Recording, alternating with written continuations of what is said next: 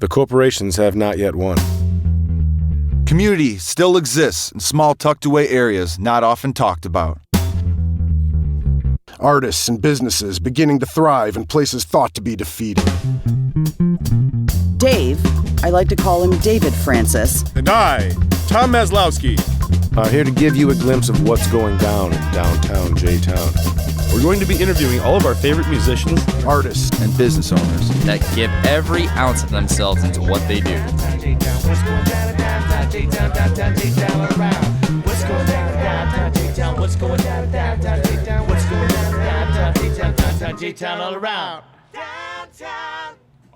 And we are back at Third City Sound on the third floor above Chicago Street Pub, our favorite place to watch music. It is a Tuesday night, again, because of the holiday, so no open mic night, unfortunately. I always kind of like doing the show during the open mic night. It's kind of a cool little thing going on. What do you think, Dave? I have mixed feelings about it because if it's going on and we're up here, I miss out on open mic night. Which is also kind of true. And we have with us in the studio tonight, Allison Flood. Hey, guys. Welcome. Finally, we got you up here. Thank you for having me. What are you going to do for your first song? I'm going to do an older one. It's called Ties That Bind. All right. Go ahead and swing that mic out of the way. All righty.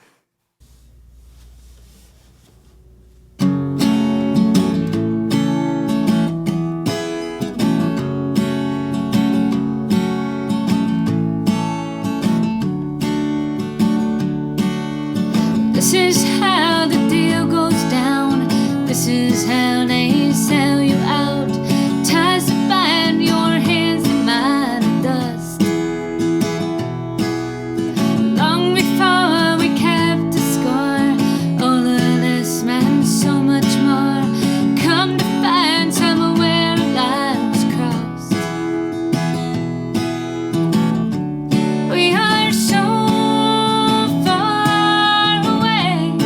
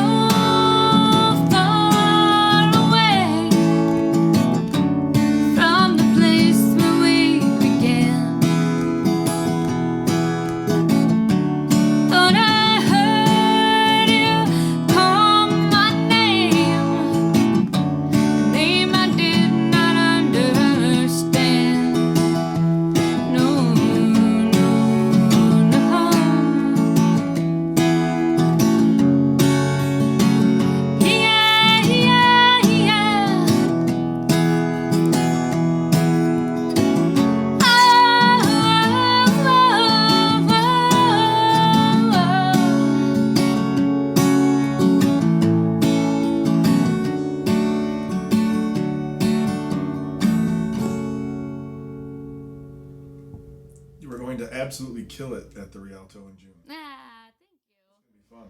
That's awful sweet of you to say. Are you excited about that? I'm so excited. I'm actually like, I feel like can we swear on this? Yeah. I feel like a pig in shit. I do. I feel. Wait, you feel obese and dirty? That does not make any sense at all. Just the luckiest, Oh. you know? Yeah, that's going to be a great time. I do feel a little obese and dirty Wow. if we're getting, Wow. you know, personal. You're But just feeling that way. in general. You don't look that way. Thank you. I appreciate that. Who else is on the bill during that show? We have Chicago Blues Angels and Leadfoot. So I'm in like amazing company.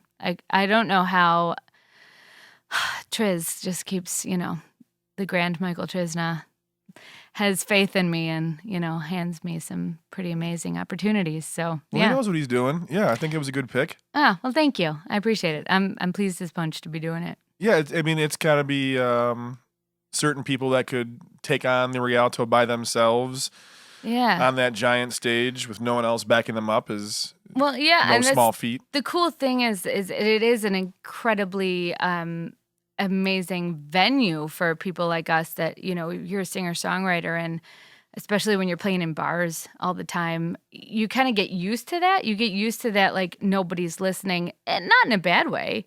You know, it's not like nobody's listening. But you get used to, like, the drone and the bar noise and everything, and Sure. very seldom do I get to be, like, that intimate. And my stuff, you know, it is intimate. So, to be able to play in a theater of that caliber where people are quiet and they're listening. Right, you can use dynamics, actually. Absolutely, you know, and as a vocalist, like, I mean, that's, oh my goodness, it's a dream. Mm-hmm. And I think it takes a certain personality to be able to handle that kind of attention on just you. Yeah, I'm not thinking too hard about that. We'll all be doing cartwheels in the front to take attention away. Yeah, one foot in front of the other. What you know, and I've been hanging out with you and people that we've all known for quite a few years. Yeah, it's wild, right? Yeah, it was like high school. For sure. Were you playing then also? I did. Certainly not to where it's become. In high school I played like coffee shop open mics. I used to go hang out at Threshold, you know, and I know some other people, Brett and Phil, and, you know, we've talked to some other people, and Threshold was a catalyst, you know, for people that were from our area. And I took guitar lessons there. Oh, and, upstairs. Upstairs there was a music shop. Discover Music. Right. Yeah. And there was a coffee shop, if you remember, in the courtyard downstairs. And they had an open mic and like Extreme Bean. Yeah, it was Extreme Bean. Yeah. And like I think I was like, I didn't play guitar. I like sang a cappella Tori Amos songs or some like really, you know, sad whatever. Well, you were probably like, what, 16 years old at the time? Yes. I mean, I think it's warranted, right? Yes. Yeah. So I mean, the boys had Tool, the girls had Tori Amos. So. Yeah. And they were friends. Yeah, they were, absolutely. There's Maynard references in a lot of her songs. Oh yeah, big time. Mm-hmm. So I mean, that's kind of how it got. I sang from the time I was young in church, and, you know, always was in choir and stuff like that. And it was really just loving to sing. Yeah, because weren't you in band with my wife? Yeah. In grade school. Well, no. But or like your schools did something together? We did do things together, yes. Becky and I have gone back and forth about this. Like, it's like 7, you know, the Kevin Bacon thing. Yeah, you know? Right. It's like so random. Which is definitely the theme of this whole area. It absolutely is. It is crazy. It's this weird pyramid mecca thing that just has happened, draws everybody in. Yeah. And it's been getting better, and it stays kind of fresh, and everyone kind of keeps hanging out with different, like, well, okay, now we're going to all be in a band together. All right, sounds good. Right. Absolutely. Because, and we've talked about this on this show already with Dave and stuff. You were in the Stone City Stragglers. Yes. But you knew Brett and all those guys before that. So is that from Threshold? I knew Brett. I knew Brett from Threshold, and I was dating a guy who also worked at Threshold. And we just we were at a Milk Plow show. Yeah. You remember Milk Plow? I was at that show. You were? Okay. At Lions Den. Lions Den, yes. And So it was because of Jim Allen. So his wife, Amber, and I used to work at... Oh, sure. Yeah, we used to work at Bremen Theaters together slinging popcorn. And she'd make me sing to her all the time. Yeah. So she knew I sang. And she literally, like, pushed me up on stage that night. Like, I'd never rehearsed with them. I didn't even know them. I knew Amber. So just to give a quick background for listeners who have no idea what we're talking about, Jim Allen is a bass player that is not from Joliet, but it's been in our lives for the last 20 years. He's in a band with me right now called Colonel Chloroform with another guy that's in 8 bands around here, Don Nudie, one of the best drummers I've ever got a chance to play with. Yeah. And they had a great band 10, 12, I don't know, probably 15 years ago, actually. Yeah, for sure. Milk Plow. So we're all up at the city kind of randomly, and all these people, like we say, the endless family tree of people who know each other, all of us. And the people that were in that bar that night is a whole nother podcast. Holy cow, was that place full of musicians. Yeah. Matt Schlachta was there that night. Well, I'm not going to start name dropping, but there was a whole crazy crew of people that still exist and play music with each other to this day. So you're at Lion's Den. I'm at Lion's Den, and I've never, we've tossed around the idea of coming out to a practice, but I've never talked to like Jim or Don or anybody. And Amber literally was like, get up there. And you remember like the vocals were just so tribal and, amazing that like I kind of like stood next to Don and hid by the drums and just like whipped out some shit. And Brett was like, dude, I didn't know you could sing, Oh. So he had just recently met Brent Motes. And another show situation. It was they met each other while playing music. Right. And he was like, I'm doing this country thing. I don't know if you'd be into it, but they're looking for a background vocalist. Would you want to come out? And I was like, yeah, sure, absolutely, And it's kind of like has gotten me through this whole scene. It's just been like, yeah, yeah, I do. Yeah, let's go for it, And I've like had amazing opportunities because of that. So I came out, and at the time it was the Brent James Band, and he was cutting a record and looking for people to like kind of fill in these pieces. And we cut a Brent James Band record together. And out of that, I think then Phil ended up coming in, and it organically kind of evolved. I know that Brent was looking to take it somewhere more alt country. Sure. And it evolved into the Stone City Stragglers, and we had a great little run downstairs and, all around for a good little while. For sure. And one quick thing, I'm sorry, listeners. Dave, something is goofed up here with the sound. I think I'm hearing more of the room mic and not my talk mic. I'm sounding a little strange in the headphones here. I sound distant and thin. I like sounding thin, though. Hey. I'll take this opportunity to drink my beer. Hey, that was pretty great. Yeah. And I made the mistake of grabbing a cup full of water with ice in it. So every time I'm going to grab the water, it's like... Oh, yeah. Hello, folks. I'm drinking water. They don't mind. No, it's like a shaker, right? What are you talking about? You sound fine to me. It's musical. I just wanted to hear Dave give me a compliment. Is that bad? Yeah, it's bad that you took up 5 minutes of my fucking interview talking about your ice cubes. Yes. Look, once in a while, I want to make it about me. How do you sound distant and thin? You sound fine. It did. The room mic was really messing me up, man. You guys have such sensitive ears too. I don't have an ear. I don't have an ear for this engineering stuff whatsoever. I think it's just because I'm up here often enough now. You can tell. Mm-hmm. Yeah. And then I start talking like this because I feel like it's really weird to hear myself. That's speak. a good radio and voice. All of a sudden, Tom's a prima donna, and these freaking levels change in the middle of a fucking interview. I want my green M&Ms, Dave. You know what, Tom? I think you have a career in voiceovers.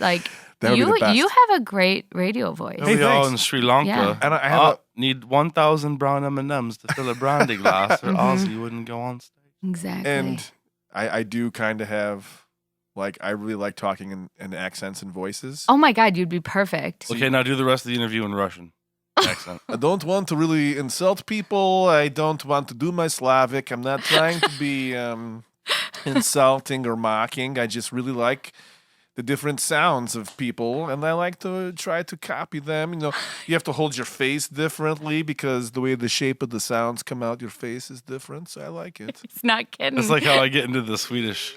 Yeah, you got to change. Oh, Swedish is a tough one. You're just See, that's the best. part that freaks me out You're about scared Dave is to that hear- That's Swedish Chef. Yeah, Dave. Swedish chef. That's Swedish You're the Chef. Swedish chef with the chickies in the hurdy first. You're just in every word with the her and the hurdy you do have to hear Dave do elderly woman behind the counter in a small town Oh. as the Swedish Chef. I will have to hear that. Maybe I'll do that when we interview me. Yeah. That's funny because my little one, my 6-month-old, reminds me when she eats food. This is so random. I'm so sorry we're going on this tangent, but We like started it. when she eats food, her hands get up on the tray and she like does this Swedish Chef thing, and I'm just like, oh my god, Now we'll have to have And you go, Dave pork, singing pork, that. pork. yes.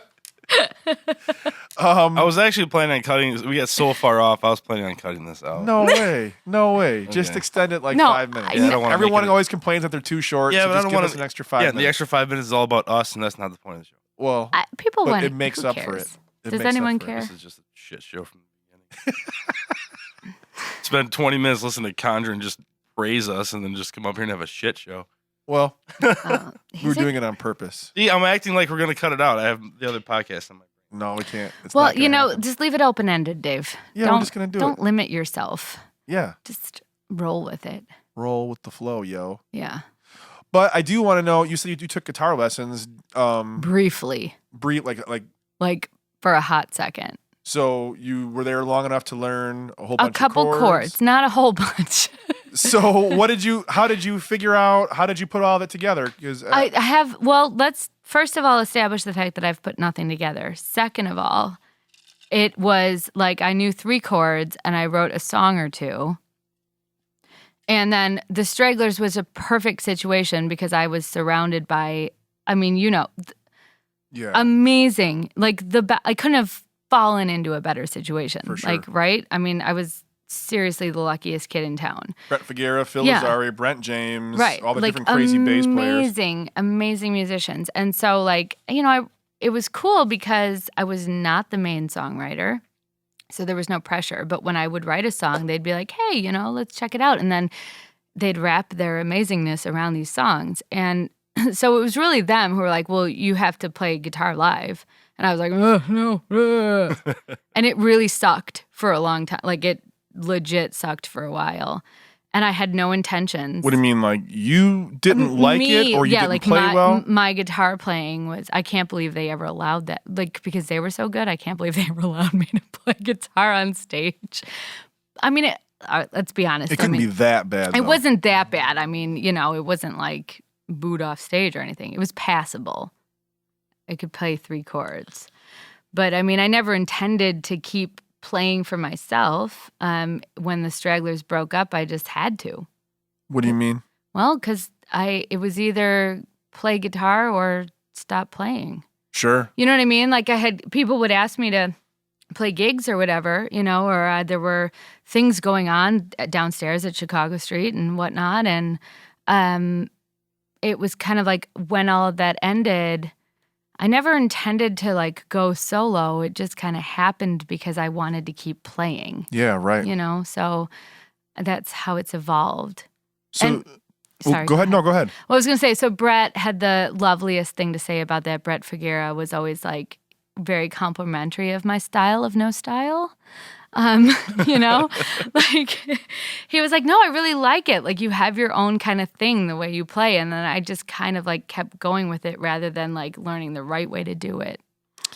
Yeah. I mean, I'm always a big like theory advocate and stuff, Yes. but it's You think? it's only for certain things. If you're going to be in a band with a whole bunch of different musicians, you should probably know some theory just to communicate your ideas Yeah. clearly. So all of us can communicate clearly and have a song structure and get it done in a couple of days and not a Right. couple of months. It makes it more efficient. But if you just want to write some songs, Yeah. why it doesn't really have to matter. Jim Allen is an example of a musician that doesn't know anything about theory. I and would have is never guessed. amazing. Yeah, I would He's have never amazing. guessed that. Yeah, So- I mean, so it's not like a It's not necessary, but it is helpful. yeah. And I keep thinking I'm going to get to this point in my life where I'm going to care about the guitar enough to like really learn it. Me too. But I just keep having kids and it never.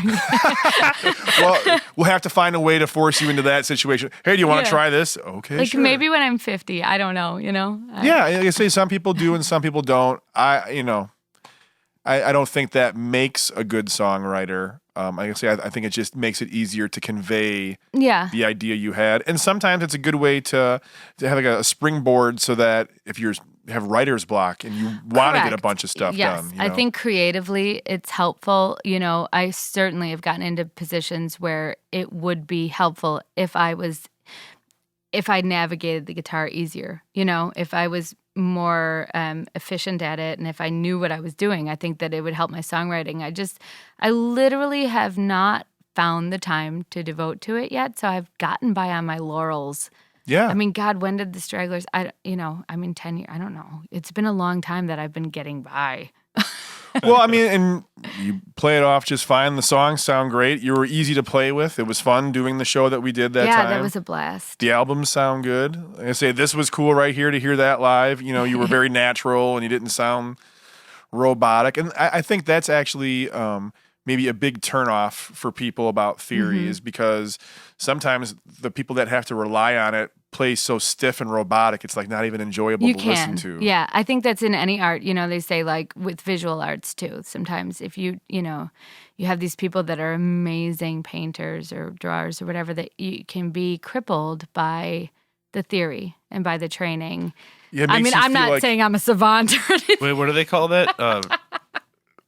A Dave? There's a word for it. A savant. Paralysis by analysis. Paralysis by yeah, analysis. For sure. No, but for the writing part of it, yeah, I think that it would be helpful to kind of know.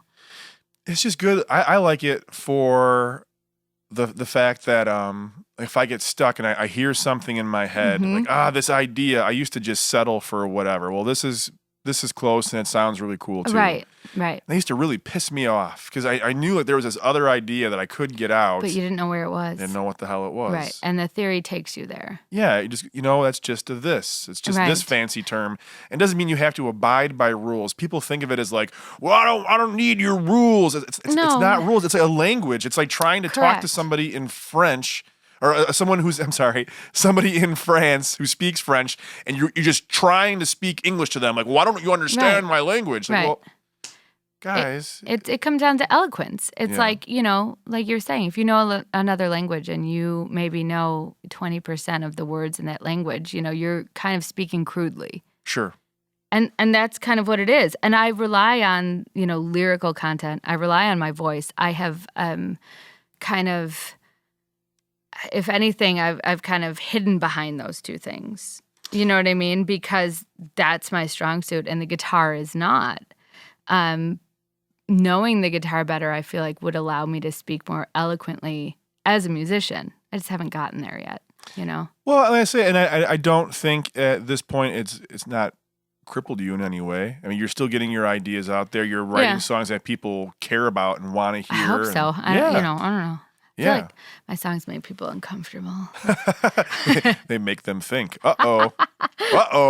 Here's this emotional thing. But that's the magic part about music is that the whole point of it is just to be able to share your emotions with other people. Yeah, absolutely. Isn't that the key? Yeah. And I think that's why I do it, because I think that like in my social life, I'm like super stoic. I'm not an emotional person.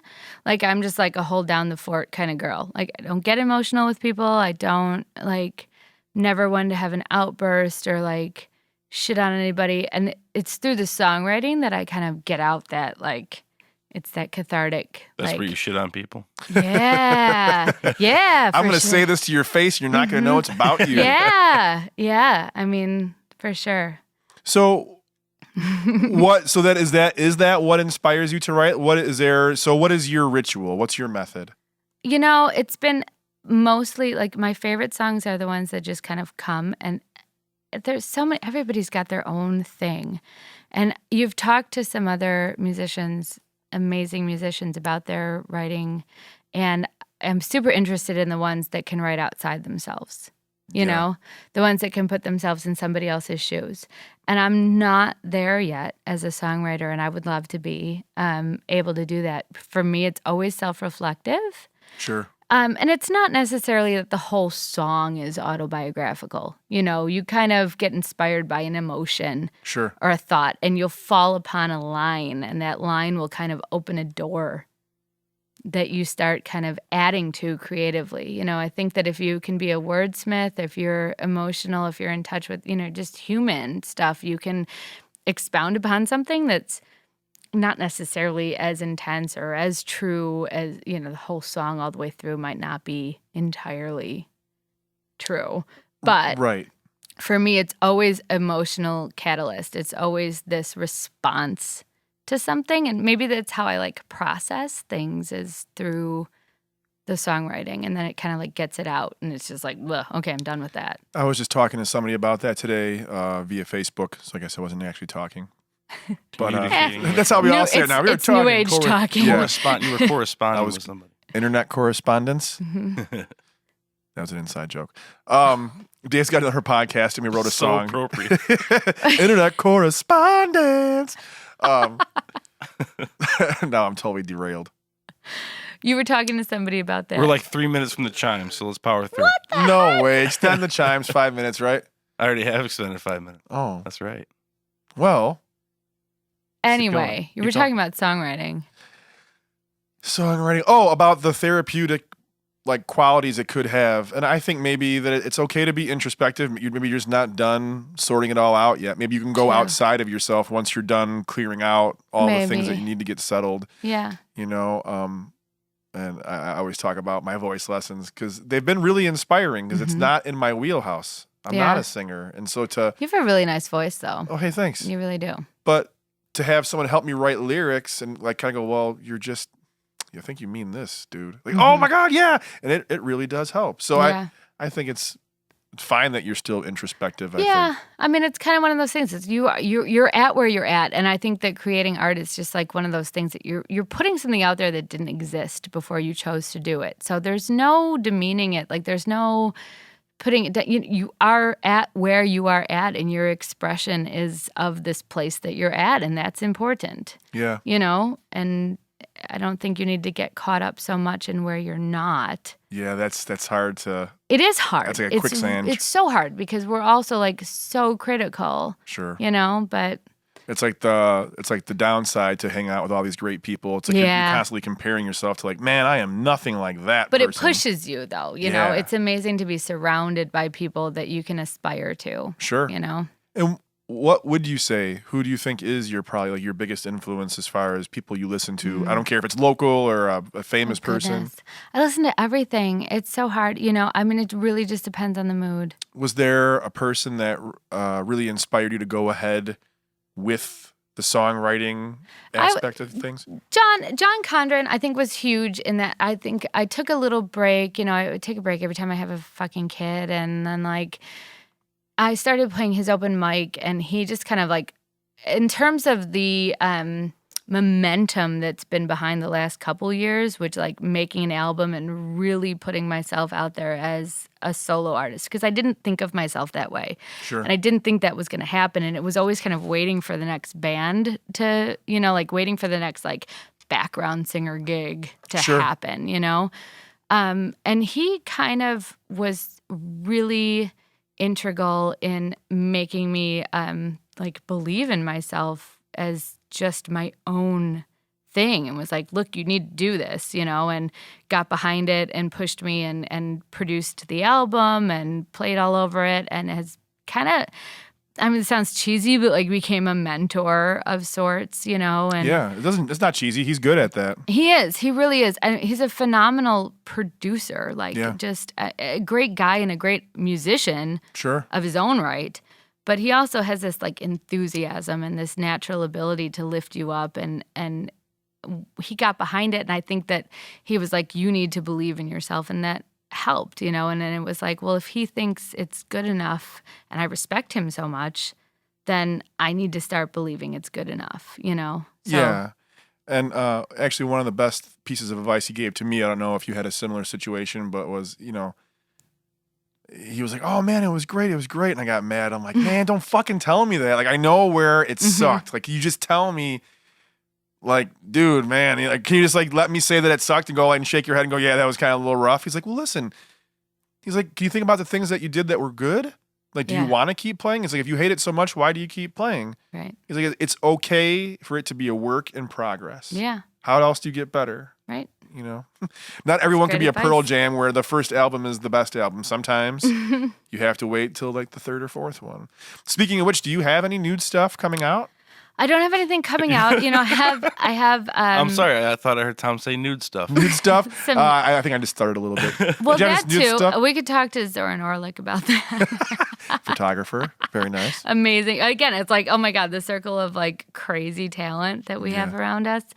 So, I have some stuff I've written since Blackbird, but I have nothing in the works to record it right now. Hopefully in the future I will, you know, maybe throw some stuff down. I still feel like I would love to put a band together. Sure. It's just been a matter of like I had to cut my teeth and be in a position where I felt comfortable putting my own band together, not joining somebody else's band. Yeah, it's got to be a You different know. experience. Totally. Yeah. The confidence level had to grow. And I'm there now. It's just family and stuff, you know, kind of. But I keep coming back and everybody's still here and this place is still here. And so I'm like confident that, you know. There's a lot of musicians that play here that have families. They find time for it. I mean, You find a way. you have to balance it, and everyone's got to be cool enough to be flexible, and sometimes practices are going to get canceled. What are you Right, going to do? right. But then do your homework. Right. It shouldn't be a huge deal. If we're not playing a show or going into the studio, it shouldn't be a big deal for you to just do your homework. You know what Absolutely. I mean? And that's another great advantage of all these people. Everyone's enthusiastic, and they do play on their own at home. Right. What day is the show? I know it's June. It's a Monday. It's the Rialto it's- Monday. Yeah, Monday, June 12th. June 12th. Yep. So it's coming up about 2 weeks. And I'm so excited. I think it's amazing that they're allowing us to do that down there. I think it's amazing what the guys downstairs, Triz, Michael, and, you know, Kathy Trisna are helping to kind of support local artists and put them in this venue. Like, Sure. what an amazing experience, right? Yeah, we're expanding now. It's like in this nice theater. It's really nice in there. It's a beautiful theater. Holy cow! Yeah. That was my first time in there. Was last Monday. I had never been. Was in there. it? Oh Yeah. my Really? goodness. Yeah, Yeah. I I, know. mean, I haven't been there in a very long time. But It's. I know they redid So it and they nice. restored it, but it is fabulous inside that place. That's gorgeous. Mm-hmm. Dave, when was the last time you were in there? Was that for the Monday? prior to Monday was the comedy tour with Tom Green and Pauly Shore and Harlan Williams, who absolutely killed it. And then before that, it was like Webelos. Taking a goodness. tour where the organ comes out of the floor and stuff. Holy cow! Yeah, That's pretty insane. it's pretty insane. That's what it's like known for. The organ comes out of the floor. The organ crushers, if you will. Organ Crushers, yeah. I've heard of Yeah. them. Come on. I keep bringing up the Organ Crushers because they were the greatest band ever. On that broke up. note, Hey! And there are the chimes signaling the end of the interview portion of, well, our interview. Allison, do you have a second song for us tonight? I do. What you got? This is called Stars. This is kind of a new one. Hey, what was the last one? The last one was called Ties That Bind. Oh, you did say that. I just want to cover my bases. That's all right. This is a brand new one then? It's not brand new. Actually, it's not new anymore at all now. It's about 2 years old, but it's not recorded yet, so it feels still kind of new. Still new. Cool. All right, let's hear it.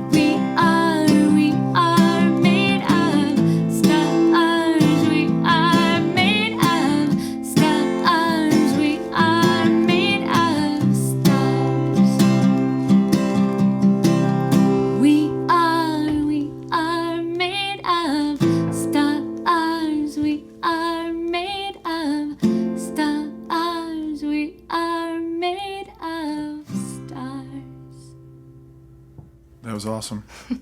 Goosebumps. Thank you. Dave, Tom. thanks for manning the soundboard.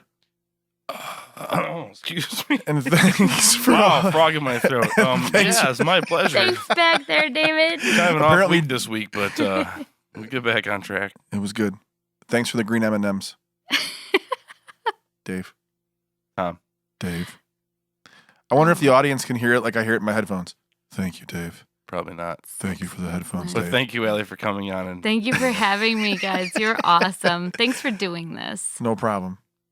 And we'll have you back up with the full band maybe, eh? Yeah, maybe someday. oh, show.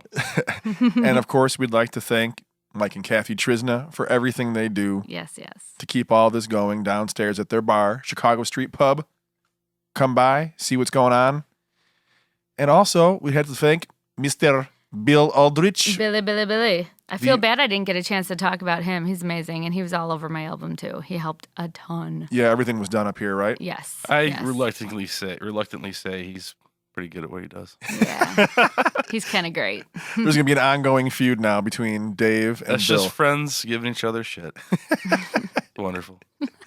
Because we respect each other. At least that's how I see it. That's true. Yeah, or you respect him. Yeah. I'm not so sure he respects me. Maybe. He said it once. I heard it. God. No, that was Dave Lill, remember? Oh, you're right. Oh. Well, folks, we hope that you have been entertained with your little glimpse of what's going down in downtown J-Town.